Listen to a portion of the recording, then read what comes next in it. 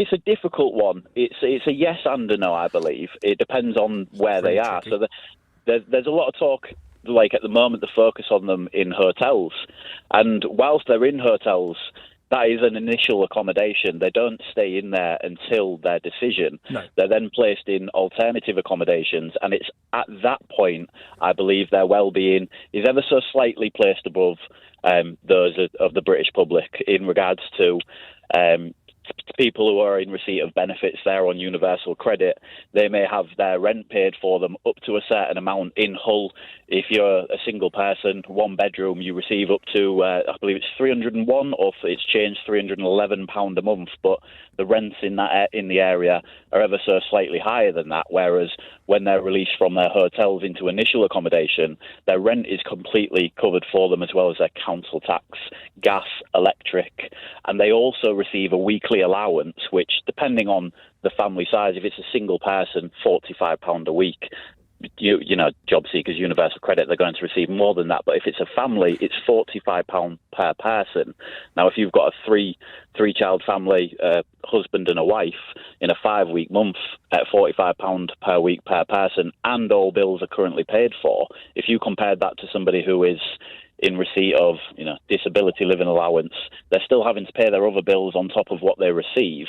And that, I believe, then places their well-being, their struggle, below those who are coming illegally.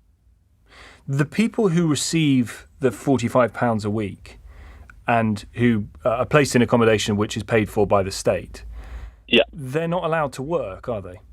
They're not allowed to work, no. So who else would be paying for it? How do you mean by that? They're £45 a week, do you mean? Sorry. If we agree that they can't work because their claim is being processed, but we can't have them sleep on the street. Of course not, no. Who pays for the accommodation that they're kept in or that they are housed in?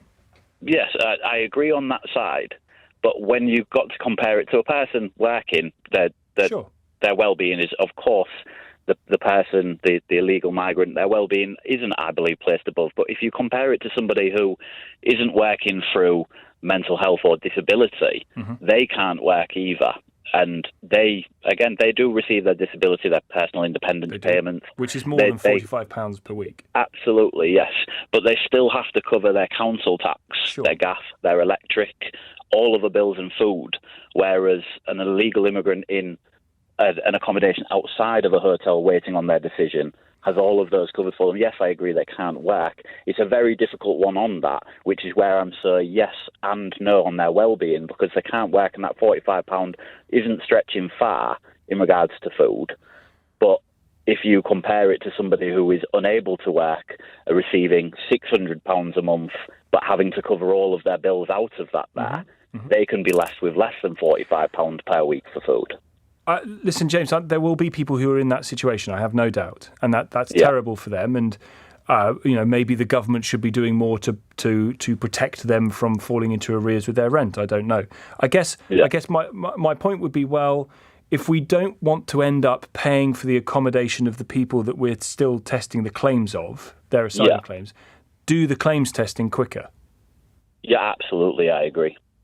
The claims, I believe, I'm unsure on how the claims are obviously checked. I know there's a big backlog of them. Massive. But I'm sure there's got to be some kind of way to create a team amongst them to streamline certain ones where they may already have claimed or put in a claim in an alternative country and been given the right to remain in there, but have then chosen to move on. Yes, I've got an example of that, James, actually. When I went to the Calais camp, there was a chap there who had left Pakistan for fear of a reprisal from a gang or a group.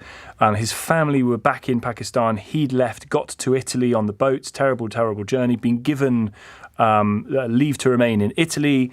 He had a home. He was told that he could bring his family over. He didn't want to do that. He ended up in a caravan in Calais. And I thought, not sure about that.